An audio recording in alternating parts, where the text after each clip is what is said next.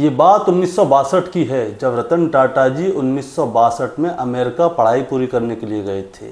अब उन्हें वहाँ पे एक अंग्रेज़ लड़की से प्यार हो जाता है और प्यार इतना आगे बढ़ जाता है कि ये दोनों फैसला करते हैं कि चलो शादी करते हैं। लेकिन तभी इसी बीच में रतन टाटा जी के पास एक संदेश आता है कि आपकी दादी की तबीयत बहुत ज़्यादा ख़राब है, आप जल्दी से भारत आ जाइए। तो रतन टाटा जी क्या करते हैं, अब इंडिया आ जाते हैं। लेकिन दोस्तों मैं आपको एक बात बताना चाहूँगा, उससे पहले जब रतन टाटा जी इंडिया आ रहे थे तो वो उस लड़की को अपने साथ इंडिया लाना चाह रहे थे, लेकिन उस लड़की के माता पिता ने उस लड़की को इंडिया नहीं भेजा, क्योंकि उस समय पे एक माहौल ऐसा बना हुआ था कि इंडिया और चाइना की लड़ाई का माहौल था। इसीलिए उस लड़की के माता पिता ने उस लड़की को इंडिया नहीं भेजा। अब रतन टाटा जी इंडिया आ जाते हैं और वो अपनी दादी को उनकी दादी ठीक भी हो जाती है और वो अपने कारोबार में थोड़े बिजी हो जाते हैं। तभी रतन टाटा जी के पास एक खबर आती है कि उस लड़की के माता पिता ने उस लड़की की शादी करा दी है। अब यहाँ से रतन टाटा जी को बड़ा दुख होता है और वो तभी एक फैसला कर लेते हैं कि वो अब कभी शादी नहीं करेंगे। दरअसल दोस्तों बताया जाता है कि रतन टाटा जी जो भी फैसला कर लेते थे वो उसके ऊपर अड़िग रहते थे। लेकिन इसके बाद रतन टाटा जी के साथ में और भी कईयों लड़कियों का नाम जोड़ा गया, लेकिन जब उन्होंने किसी से शादी ही नहीं की तो किसी और लड़की का नाम जोड़ने से क्या फ़ायदा। लेकिन अचानक से क्या होता है दोस्तों, समय आगे बढ़ता है और अचानक से 9 अक्टूबर साल 2024 की रात को मुंबई के एक अस्पताल से सारी दुनिया में एक खबर फैलती है कि रतन टाटा जी का निधन हो गया। अब जो लोग उनको डायरेक्ट जानते थे वो तो दुखी थे ही, लेकिन जो लोग उनको डायरेक्ट नहीं जानते थे, सिर्फ उनके नाम से और उनके फ़ोटो से और उनकी पहचान से ही उनको जानते थे, वो लोग भी उनके लिए उतने ही दुखी हुए। दोस्तों आज की कहानी से हम यही जानने की कोशिश करेंगे कि आखिर रतन टाटा जी के अंदर ऐसा क्या था कि लोग जो उनको जानते थे वो भी दुखी हुए और जो नहीं जानते वो भी दुखी हुए। और दोस्तों मैं आपको एक और बात बताना चाहूँगा कि भारतवर्ष में बहुत सारे लोगों ने रतन टाटा जी का फ़ोटो उस दिन अपने व्हाट्सएप के स्टेटस पे लगाया कि उन्होंने अपनी तरफ से रतन टाटा जी को श्रद्धांजलि भी दी। और इसीलिए आज मैं थोड़ी सी डिटेल निकाल के ला रहा हूँ ताकि मैं भी रतन टाटा जी को श्रद्धांजलि दे सकूँ। दोस्तों कहानी शुरू करने से पहले मैं बस आपको यही कहना चाहूँगा कि आप अगर चैनल पे नए हैं तो चैनल को सब्सक्राइब कर दीजिए ताकि रोज़ाना शाम को 8 बजे मैं आपके लिए ऐसी ही एक स्पेशल कहानी लेकर आ सकूं। नमस्कार दोस्तों, मैं गौरव शर्मा और आप देख रहे हैं गौरव शर्मा सफ़र। दोस्तों आज की कहानी शुरू करने से पहले मैं आपको एक बात बताना चाहूँगा। चाय की पत्ती, नमक की थैली, चाहे मसाले हों, चाहे कार हो, चाहे हवाई जहाज हो, ऐसी बहुत सारी कंपनियां हैं जो कि रतन टाटा जी की हैं और इन कंपनियों से हमारे देश क्या पूरी दुनिया को लोगों को कभी ना कभी कोई ना कोई तो पाला पड़ ही जाता है। दोस्तों टाटा की कंपनी का जो ब्रांड है वो पूरी दुनिया में फैला हुआ है और टाटा की कंपनी को लेकर लोग कुछ इस तरह से बात करते हैं जैसे कि वो हमारी ही कंपनी है और हम उस कंपनी के मालिक हैं। दोस्तों ये कहानी शुरू होती है आज से 200 साल पहले से। मैं बात कर रहा हूँ सन 1822 की। गुजरात प्रदेश में गांव पड़ता है नवसारी और उस गांव में एक पारसी परिवार में एक बच्चे ने जन्म लिया था जिनका नाम था नसरवान जी टाटा। दरअसल जब वो बच्चा 20 साल का हो जाता है सन 1822 में तो उसकी शादी हो जाती है। उसका एक बच्चा भी था। दरअसल उस लड़के ने एक फैसला लिया कि वो अब इस गांव में नहीं रहेगा। उसका मानना था कि वो किसी बड़े गांव जाएगा, बड़े शहर जाएगा, वहाँ पे जाके कोई बड़ा काम करेगा। इसीलिए सन 1822 में वो अपनी पत्नी को लेके महाराष्ट्र के बॉम्बे शहर में पहुंच जाता है कुछ बड़ा करने के लिए। दरअसल उस समय इसको बॉम्बे बोला जाता था और आज इसे मुंबई बोला जाता है। अब वो लड़का बॉम्बे शहर आ जाता है अपनी पत्नी और अपने बच्चे को लेकर। अब जब ये बॉम्बे पहुंच जाते हैं तो वहाँ पर जाकर ये सबसे पहला व्यापार शुरू करते हैं कॉटन का। अब ये कॉटन का व्यापार जैसे ही शुरू करते हैं तो दोस्तों मानो कि कॉटन का व्यापार इनका इंतज़ार कर रहा था। ऐसे इनकी तरक्की होती है कि जैसे जैसे इनका समय बढ़ता है वैसे वैसे नसरवान जी टाटा का नाम भी बॉम्बे में बढ़ने लगता है। अब धीरे धीरे करके क्या होता है, इनके कॉटन की मांग बहुत ज़्यादा बढ़ने लगती है और इसी बीच में कई युद्ध भी होते हैं। अब क्या होता है, धीरे धीरे इनका बेटा भी बड़ा होने लगता है और इनके बेटे का नाम होता है जमशेदजी टाटा। अब दोस्तों, जमशेदजी टाटा जब 20 साल के होते हैं, जब बड़े होते हैं, तो उनके पिता उनको एक जिम्मेदारी देते हैं। वो कहते हैं कि तुम भी बाहर जाओ, तुम दुनिया देखो, दुनिया में क्या काम हो रहा है और तुम भी कुछ बड़ा करो। अब दोस्तों, जितना जोश उनके पिता नसरवानजी टाटा में था, उससे कई गुना ज़्यादा जोश उनके बेटे जमशेदजी टाटा में था। तो पहले अपना सफर हांगकांग का करते हैं, हांगकांग के बाद लंदन जाते हैं, लंदन के बाद इंडिया के अलग अलग हिस्सों में जाते हैं, वहां जाकर अपनी कंपनियां खोलना शुरू कर देते हैं। अब वो सबसे पहले लंदन जाते हैं, उसके बाद हांगकांग जाते हैं और उसके बाद 2-4 देश और घूमते हैं और उसके बाद वापस इंडिया के अलग अलग शहर में, अलग अलग ज़िले में जाते हैं और वहाँ पर जाकर अपनी कंपनियाँ खोलना शुरू कर देते हैं। अब कॉटन के व्यापार से इन्होंने अपना काम शुरू किया, लेकिन धीरे धीरे करके ये क्या करते हैं, स्टील के काम में भी अपना हाथ आजमाते हैं। अब स्टील का काम भी जैसे मानो इनका इंतज़ार कर रहा था, जैसे ही इन्होंने स्टील के काम में हाथ डाला तो स्टील का काम भी बढ़ने लगा।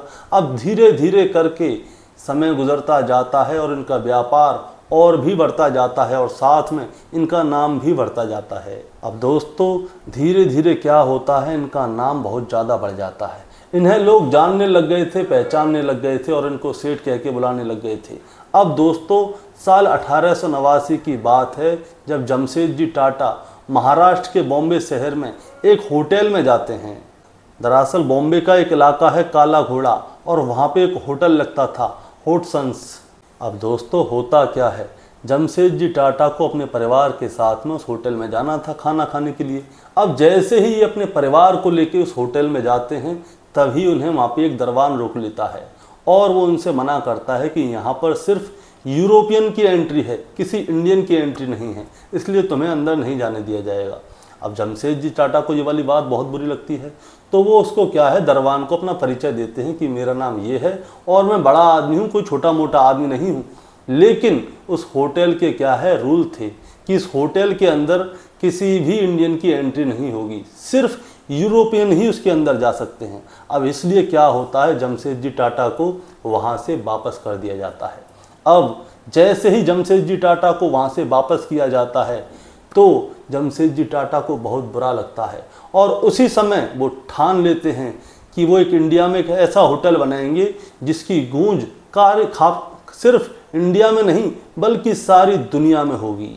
और साथ ही ये कहते हैं कि एक ऐसा होटल बनाएंगे, यहाँ पर दुनिया का किसी भी कोने का कोई भी आदमी आकर रह सकता है। जो आदमी इस होटल का खर्चा उठा सकता है, उसके लिए यहाँ पर कोई बाउंडेशन नहीं है। वो इस होटल में आएगा, खाना भी खा सकता है, रह भी सकता है। अब क्या होता है, जैसे ही इनके इस प्रण के बारे में दुनिया वाले लोगों को पता चलता है तो बहुत से लोग तो इनके ऊपर हंसते हैं कि यार ये कैसा होटल बनाएंगे, इनका स्टील का कारोबार है, इनका कॉटन का कारोबार है और ये अब होटल इंडस्ट्री में आना चाहते हैं, ऐसा कैसा होटल बनाएंगे कि जिसका नाम पूरी दुनिया में होगा। अब दोस्तों, इन्होंने अब एक होटल बनाना शुरू कर दिया और उस होटल को बनाने में लगभग 10 से 11 साल लग जाते हैं और आखिर में 1903 में वो होटल बन के तैयार हो जाता है और वो होटल की लोकेशन होती है मुंबई के गेटवे ऑफ इंडिया के सामने और उस होटल का नाम होता है द ताजमहल होटल।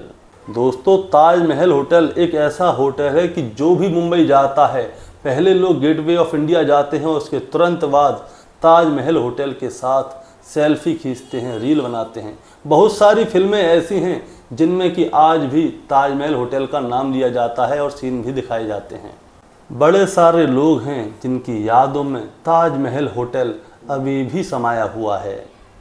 अब वक्त आगे बढ़ने लगता है दोस्तों। जो जमशेदजी टाटा थे, उन्होंने अपने पिता की जिम्मेदारियों को अपने ऊपर लिया और जब वो बूढ़े होने लगी तो उन्होंने अपनी जिम्मेदारी अपने बेटे रतनजी टाटा के ऊपर डाल दी और रतन टाटा जी ने जो अपनी जिम्मेदारियां थीं वो अपने बेटे नवल टाटा जी को देना शुरू कर दिया।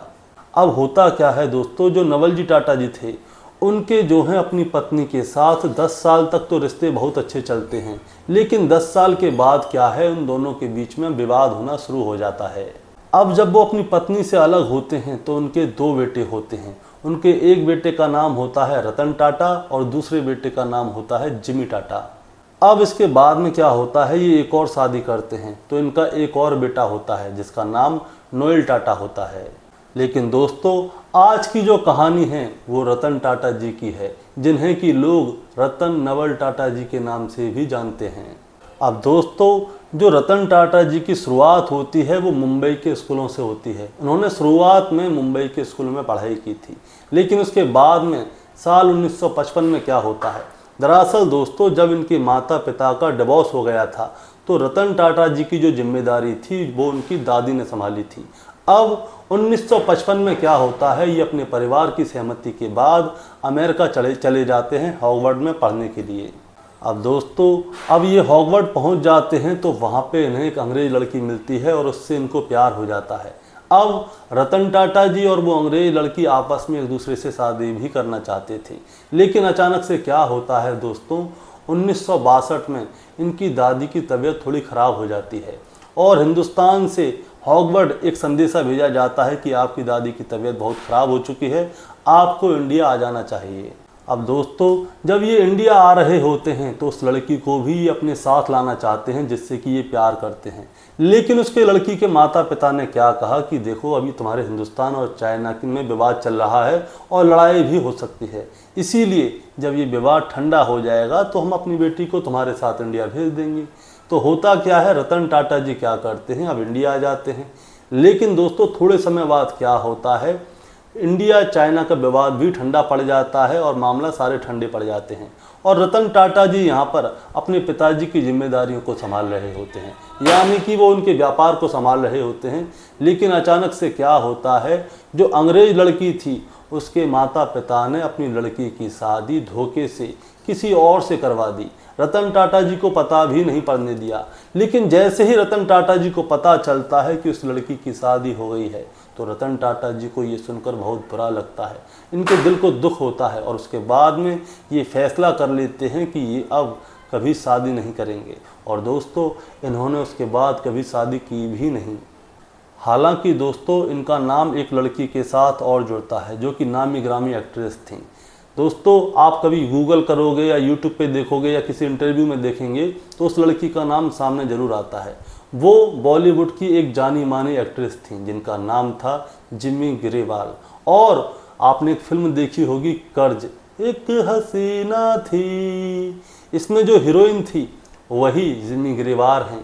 और एक और फिल्म मैं आपको बताता हूँ, मेरा नाम जोकर, जिसमें कि राज कपूर की जो टीचर बनती हैं वो ही जिमी ग्रेवाल थी। इनका नाम भी रतन टाटा जी के साथ जोड़ा गया था। अब दोस्तों फिल्मों के बाद में क्या होता है, जिमी ग्रेवाल अपना एक शो खोलती हैं जिससे कि आजकल लोग पॉडकास्ट भी बोलते हैं। लेकिन होता क्या है दोस्तों, उसमें क्या करती हैं जिमी ग्रेवाल, बड़े बड़े लोगों को बुलाती हैं इंटरव्यू के लिए। उसमें उन्होंने रतन टाटा जी को भी बुलाया था और उनसे पूछी थी कि आपने शादी क्यों नहीं की। दोस्तों रतन टाटा जी ने ये कबूल भी किया था कि जिमी ग्रेवाल और उनके बीच में बहुत अच्छी दोस्ती रही थी और उन्होंने अलग अलग देशों में बहुत अच्छा समय एक साथ भी बिताया था। लेकिन उन दोनों की शादी क्यों नहीं हुई, इसके बारे में आज तक किसी को भी पता नहीं है। अब दो और लड़कियां होती हैं जिनके साथ रतन टाटा जी शादी करना चाहते हैं, यानी कि दो लड़कियों के नाम और आते हैं।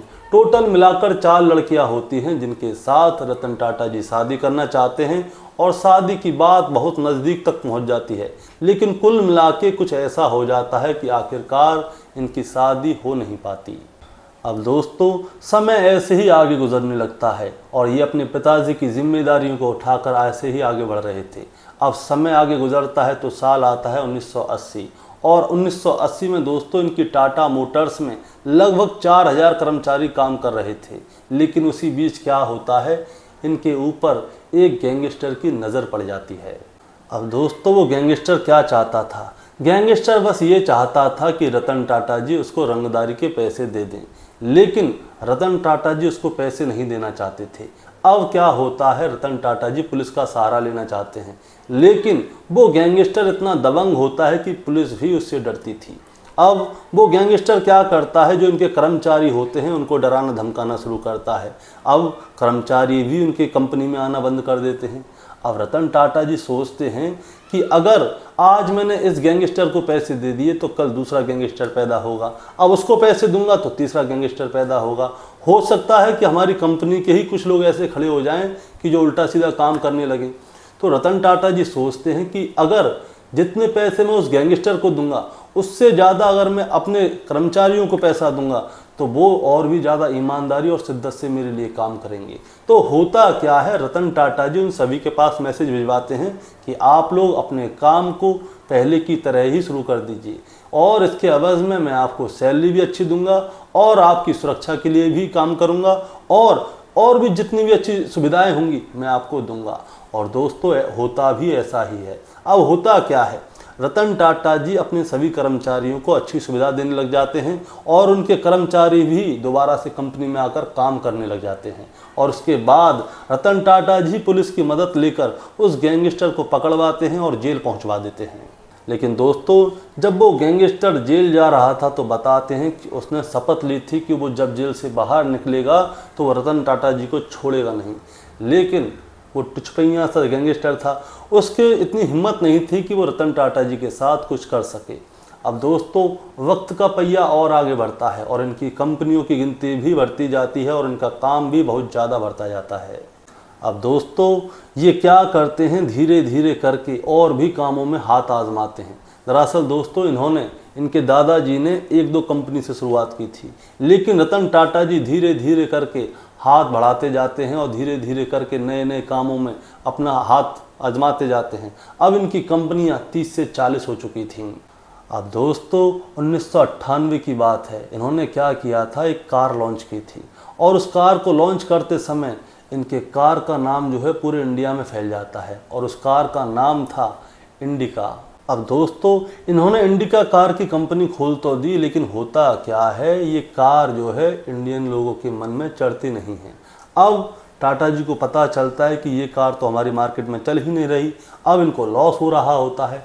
तो ये क्या सोचते हैं, ये सोचते हैं कि क्यों ना इस कार के विज़न को किसी विदेशी कंपनी को बेच दें और उसके साथ में मिलके हम इस काम को आगे बढ़ाएं। अब ये क्या करते हैं, ये विदेशी कंपनियों से संपर्क करते हैं इस कार के विज़न को बेचने के लिए। अब दोस्तों इनके पास एक विदेशी कंपनी के लोग भी आते हैं जो होते हैं फोर्ड कंपनी के मालिक होते हैं विलफोर्ड। वो मुंबई रतन टाटा जी से मिलने आते हैं और इस कार के विज़न में मीटिंग होती है। अब जब मीटिंग हो रही होती है तो जो विलफोर्ड होते हैं वो रतन टाटा जी के साथ बात करते समय कुछ इस तरह से बात कर देते हैं जैसे कि रतन टाटा जी को बेइज्जती फील होती है।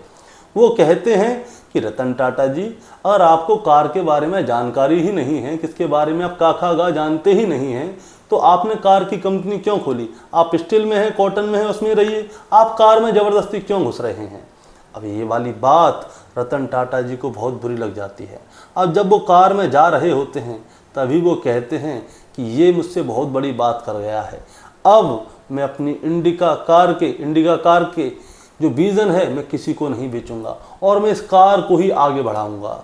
और उन्होंने अपने कार के विज़न को बेचने से साफ इनकार कर दिया। अब दोस्तों विलफोर्ड को यहाँ से मायूस होकर वापस जाना पड़ा। अब टाटा जी अपने काम में लग जाते हैं और अलग अलग कंपनियों में दोबारा से अपना हाथ आजमाना शुरू कर देते हैं। चाहे नमक हो, चाहे ज्वेलरी हो, तनिष्क ब्रांड भी दोस्तों इन्हीं का ही है। चाहे ताजमहल होटल हो, चाहे ताजमहल चाय हो, ऐसे बहुत सारे ब्रांड हैं जो रतन टाटा जी के ही हैं, लेकिन हम लोगों को पता भी नहीं है। अब दोस्तों 100 से ज़्यादा कंपनियां इनकी हो चुकी थीं। अब वक्त का पहिया आगे बढ़ता है और रतन टाटा जी तरक्की करते जाते हैं। अब क्या होता है दोस्तों, साल 2008 में फोर्ड कंपनी का दिवाला निकल जाता है। अब दोस्तों जैसे ही फोर्ड कंपनी का दिवालिया निकल जाता है तो ये लोग क्या करते हैं, अपनी इस कंपनी को नीलाम करते हैं। अब जैसे ही ये लोग इस कंपनी को नीलाम करते हैं तो टाटा जी क्या करते हैं, रतन टाटा जी इस कंपनी को टेक ओवर कर लेते हैं, यानी कि इस कंपनी को खरीद लेते हैं। अब जो विलफोर्ड था जिसने कि एक बार रतन टाटा जी की बेइज्जती की थी, वो रतन टाटा जी से बोलता है कि रतन टाटा जी, आपने इस कंपनी को ही नहीं खरीदा बल्कि आपने इस कंपनी को खरीद कर हमारे ऊपर बहुत बड़ा एहसान किया है और हम आपका ये एहसान कभी भूलेंगे नहीं। और दोस्तों इसके बाद इन्होंने लैंड रोवर और जैगुआर कंपनी को भी टेक ओवर कर लिया और उसके ऊपर काम करना शुरू कर दिया। अब दोस्तों मैं आपको बताना चाहूँगा कि आज के समय पे लैंड रोवर और जैगुआर कारों की कीमत बहुत ज़्यादा है, लेकिन एक दौर ऐसा था कि ये दोनों कंपनियां डूब रही थीं, लेकिन जैसे ही इनसे रतन टाटा जी ने हाथ लगाया ये कंपनियां सोना बन गईं।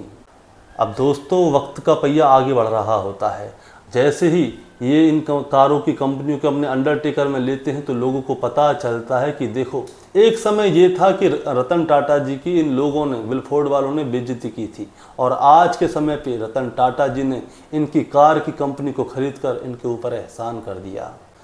अब दोस्तों 26/11/2008 की रात की बात है। दरअसल होता क्या है, पाकिस्तान से लगभग 10 आतंकवादी होते हैं जो कि गेटवे ऑफ इंडिया की तरफ से समुद्र के रास्ते से मुंबई में प्रवेश कर जाते हैं।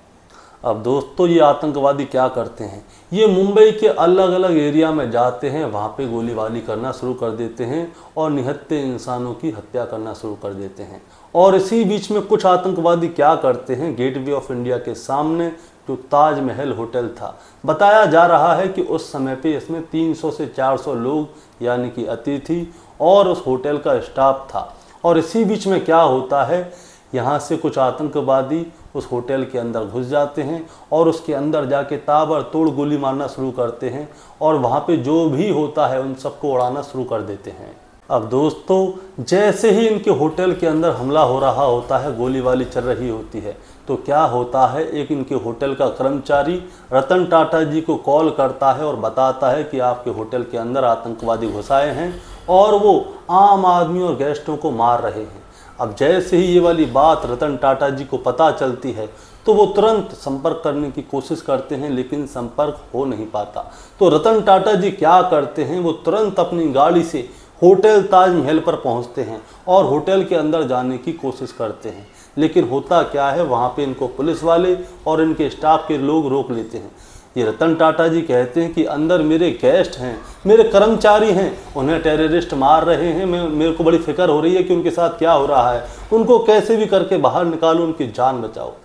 दोस्तों जब दूसरे दिन ये वाली बात लोगों को पता चलती है कि इतने बड़े होटल का मालिक, इतना बड़ा मालिक जिसका कि पूरे हिंदुस्तान या पूरी दुनिया में नाम है, वो अपने गेस्ट और अपने कर्मचारियों के लिए होटल ताज में घुसने की कोशिश कर रहा है उनको बचाने के लिए, तो लोग चौंक जाते हैं कि इतना बड़ा आदमी अपने स्टाफ से इतना प्रेम कैसे कर सकता है। रतन टाटा जी क्या करते हैं, जब तक वो आतंकवादी मारे नहीं जाते तब तक वो होटल के पास ही रहते हैं और वहाँ से हिलते नहीं हैं। अब उनको पता चलता है कि यहाँ पे कईयों पुलिस वाले भी मारे गए हैं, जो बाहर रेडी वाले होते हैं उनका भी बहुत ज़्यादा नुकसान हुआ है और उनके कई कर्मचारी भी मारे गए हैं। तो वो क्या करते हैं वो तो मैं आपको बताऊंगा ही दोस्तों, लेकिन उससे पहले मैं आपको एक बात और बताना चाहता हूँ। हुआ क्या था, जब होटल के अंदर आतंकवादी प्रवेश करे थे तो यहाँ पे क्या होता है, इनका एक कर्मचारी होता है, उस कर्मचारी की पत्नी और बच्चा उन आतंकवादियों की गोली से मारा जाता है। इसके बाद वो कर्मचारी यहाँ से भागता नहीं है, बल्कि वो वहाँ पे और मौजूद कर्मचारियों की मदद करता है और जो गेस्ट होते हैं उनकी भी मदद करता है। अब आपको एक और बात बताना चाहूँगा, एक रिसर्च की गई थी। दरअसल जो होटल ताजमहल के अंदर जितने भी कर्मचारी थे उनमें से एक भी कर्मचारी उस समय नहीं भागा था, वो सब के सब होटल ताजमहल के अंदर मौजूद रहे थे। अब इस बात के बारे में जैसे ही लोगों को पता चली, यानी कि अमेरिका वगैरह और बाहर के देशों में पता चला कि होटल का जो स्टाफ था वो भागा ही नहीं है, बल्कि वो लोग क्या करते हैं, वहाँ पे जो गेस्ट होते हैं उनकी मदद करते हैं। अब जब इन लोगों ने रिसर्च किया इसके ऊपर तो ये बात सच पाई गई थी। अब ये लोग सोचते हैं कि आखिर ऐसा क्या है रतन टाटा जी में जो कि इनका स्टाफ इनको छोड़ के जा ही नहीं रहा। अब मैं आपको बताता हूँ दोस्तों बात क्या थी। दरअसल जो रतन टाटा जी थे वो अपने स्टाफ के साथ इतना शानदार व्यवहार करते हैं कि मानो इनका स्टाफ को ऐसा लगता हो कि रतन टाटा जी इनके परिवार के ही मेंबर हैं, और जब परिवार पे कोई मुसीबत आती है तो परिवार का दूसरा सदस्य अपने परिवार के और सदस्यों को छोड़कर कभी भागता नहीं है। अब दोस्तों बाद में जब ये वाली बात रतन टाटा जी को पता चली कि उनके होटल का एक भी कर्मचारी होटल को छोड़ के भागा ही नहीं, तभी वो प्रण कर लेते हैं कि इनका जितना भी कर्जा है वो माफ़ करेंगे और साथ में इनको क्या है, जब तक वो जिंदा रहेंगे तब तक इनको सैलरी देंगे, जिनके परिवार के लोगों की मृत्यु हुई है उनका साथ देंगे और उनको अच्छी रकम देके उनका साथ भी देंगे।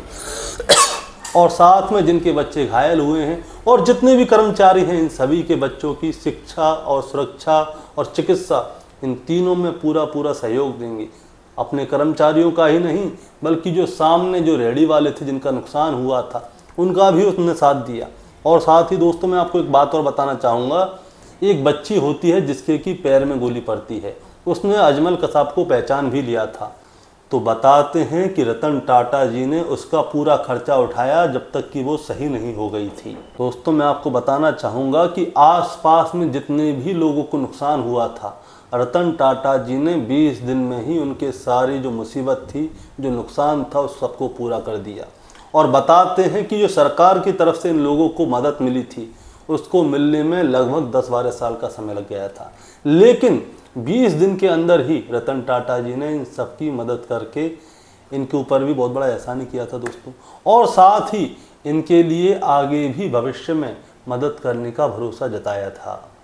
और दोस्तों ये ही वजह थी कि कर्मचारी चाहते तो अपनी जान बचाकर उस होटल से भाग सकते थे, लेकिन एक भी कर्मचारी उस होटल को छोड़कर भागा नहीं। दोस्तों आज मैं आपको रतन टाटा जी की एक और कहानी सुनाता हूँ। होता क्या है, एक बार रतन टाटा जी अपनी गाड़ी में अपने लोगों के साथ मुंबई से नासिक जा रहे थे। तभी रास्ते में क्या होता है, इनकी गाड़ी का पहिया पंचर हो जाता है। अब गाड़ी का पहिया पंचर हो जाता है तो ये गाड़ी के पहिया पंचर बनवाने वाले के पास जाते हैं। तो होता क्या है, सभी लोग नज़दीक की जो चाय की दुकान होती है वहाँ पे पहुँच जाते हैं और चाय पी रहे होते हैं। लेकिन तभी इनके साथियों का ध्यान जाता है कि रतन टाटा जी तो यहाँ पे हैं नहीं। अब वो सोचते हैं कि शायद रतन टाटा जी टॉयलेट वॉयलेट गए होंगे, लेकिन अब समय कुछ ज़्यादा बीत जाता है। तो होता क्या है, इनके साथ के लोग रतन टाटा जी को ढूंढने लगते हैं। अब जैसे ही ढूंढने लगते हैं तो होता क्या है, उनमें से एक आदमी उस कार के पास आके देखता है कि कहीं यहाँ तो नहीं है। तो वहाँ पे पता चलता है कि रतन टाटा जी जो पंचर जोड़ने वाला था उसके साथ में बैठ के उसकी मदद करवा रहे थे। अब वो आदमी रतन टाटा जी के पास आता है और उनसे पूछता है कि साहब आप यहाँ पे क्यों बैठे हैं, आप इसके साथ क्यों बैठे हैं। तो रतन टाटा जी कहते हैं कि अगर हम दोनों मिलकर साथ में काम करेंगे तो काम जल्दी पूरा होगा। और दोस्तों जैसे ही ये वाली बात वो आदमी सुनता है तो वो भी सोचने पर मजबूर हो जाता है कि इतना बड़ा आदमी इतनी सादगी से रहता है और इतनी बड़ी बात कर जाता है। दोस्तों इनका एक और किस्सा है, मैं आपको बताना चाहूँगा कि अक्टूबर 2016 में क्या होता है, इनको ग्वालियर में एक कॉलेज में एक फंक्शन में बुलाया जाता है चीफ गेस्ट के तौर पे। तो अब होता क्या है, यहाँ से क्या होता है, ये लोग एयरपोर्ट जाते हैं क्योंकि रतन टाटा जी आने वाले थे। तो उन लोगों ने सोचा कि इतना बड़ा आदमी आएगा तो उनके साथ सुरक्षा गार्ड आएंगे, उनके साथ बहुत सारे लोग आएंगे, बहुत सारी टीम आएगी। तो ये लोग पहले से ही तैयारी करके जाते हैं कि बहुत बड़ा तामा जामा लेके जाते हैं लोगों की स्वागत करने के लिए। लेकिन जैसे ही ये लोग एयरपोर्ट पे जाते हैं तो पता चलता है कि एयरपोर्ट के अंदर से रतन टाटा जी अकेले निकल रहे थे। अब जैसे ही वो लोग अकेले निकल रहे थे तो ये लोग सोचने पर मजबूर हो जाते हैं कि इतना बड़ा आदमी और अकेले ही एयरपोर्ट से कैसे बाहर आ रहे हैं। तब उनसे एक स्टूडेंट जाके पूछता है कि सर आप इतने बड़े आदमी हैं और आप ऐसे ही अकेले आ गए, आपके साथ में कोई भी नहीं है। तो रतन टाटा जी बड़ी सादगी से जवाब देते हैं, वो कहते हैं कि मुझे आम इंसान की तरह ही रहना पसंद है। दोस्तों मैं आपको एक बात और बताना चाहूँगा कि हिंदुस्तान के कई राज्यों को मिला भी देंगे ना तो भी इतना टैक्स देश की अर्थव्यवस्था को बढ़ाने के लिए ये राज्य मिलके नहीं लगा सकते। लगभग 5-6 राज्यों का मैं नाम बता सकता हूँ कि एक साथ मिलके इतना टैक्स नहीं दे पाते होंगे। उससे कहीं ज़्यादा टैक्स अकेले रतन टाटा जी भारत देश की सरकार में देश को उन्नति में लगाने के लिए देते हैं। दोस्तों मैं आपको एक और बात बताना चाहूँगा कि रतन टाटा जी जिस यूनिवर्सिटी से पास आउट होके आए थे, आज की तारीख में रतन टाटा जी ने उस विद्यालय को यानी कि उस यूनिवर्सिटी को 450 करोड़ रुपए का डोनेशन दे दिया है अब तक। और बताया जाता है कि रतन टाटा जी ने वहाँ पे ये कहा था कि हमारे यहाँ के लोग जब आपके यहाँ पे पढ़ने के लिए आएँ तो उनके पास जो गरीब हों उन लोगों की इन पैसों से स्कॉलरशिप देकर मदद कर दीजिएगा। और यही नहीं दोस्तों, जब देश में कोरोना काल की आपदा आई थी तो लगभग 1,500 करोड़ रुपए इन्होंने हमारे देश के लिए दिए थे, यानी कि डोनेट किए थे। और यही नहीं, इसके आगे मैं आपको बताना चाहूँगा, चाहे खाने की बात हो, चाहे पहनने की बात हो, चाहे चिकित्सा की बात हो, चाहे कोई भी संस्था हो, आपको मैं बताना चाहूँगा कि रतन टाटा जी अपनी जो कमाई होती थी उसका 66% डोनेट कर दिया करते थे, यानी कि 66% वो अपनी कमाई का दान कर दिया करते थे। और खुद वो दोस्तों बड़े ही साधारण आदमी की तरह रहते थे।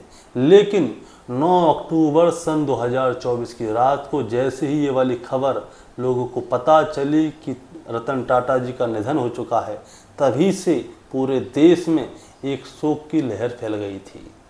अब दोस्तों, जैसे जैसे लोगों को पता चलता गया वैसे वैसे लोगों की आंखों में आंसू आते गए, यानी कि बहुत सारे लोग जो इनको जानते थे वो भी इनके लिए ज़रा मायूस हुए, और जो नहीं जानते थे वो बस इतना जानते थे कि रतन टाटा जी ऐसे इंसान थे, उनके बारे में सोचकर हम जैसे लोग भी मायूस हुए। और दोस्तों, मैं आपको अपना एक किस्सा बताता हूँ।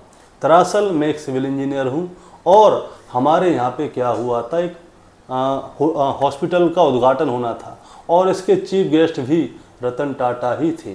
लेकिन मैं आपको बताऊं दोस्तों, हुआ क्या था। अब हमें ये तो पता था कि रतन टाटा जी आने वाले हैं यहाँ पे चीफ गेस्ट बन के, लेकिन जिनके पास मैं काम करता था उन्होंने मुझे किसी काम से बाहर भेज दिया।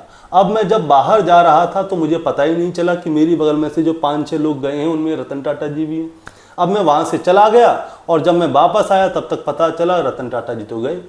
अब मेरे को बड़ा दुख हुआ कि भैया मैं तो देख ही नहीं पाया उनको। तभी मेरे साथी ने मुझको बताया, जब तुम जा रहे थे तो तुम्हारी बगल से ही गुजर के आए थे।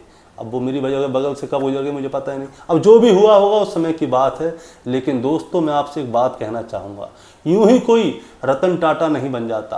अब इस किस्से को, इस कहानी को सुनाने का मतलब आपको परेशान करना या विचलित करना नहीं था। बस हमारा आज का ये किस्सा कहानी सुनाने का मतलब ये था कि एक आदमी जो रतन टाटा है, ये ऐसा आदमी सदियों में एक ही पैदा होता है और ऐसे आदमी को कभी भूलना नहीं चाहिए। अगर आप भी रतन टाटा जी के लिए अपने मन में प्रेम रखते हैं तो ज़्यादा नहीं, उनके लिए कमेंट में ओम शांति लिखकर थोड़ा आप भी बताइए कि आपके मन में क्या है। आप जो भी कमेंट में लिखना चाहें लिख सकते हैं, बाकी आपकी मर्जी दोस्तों। इसके अलावा मैं कुछ नहीं कहना चाहूँगा। नमस्कार।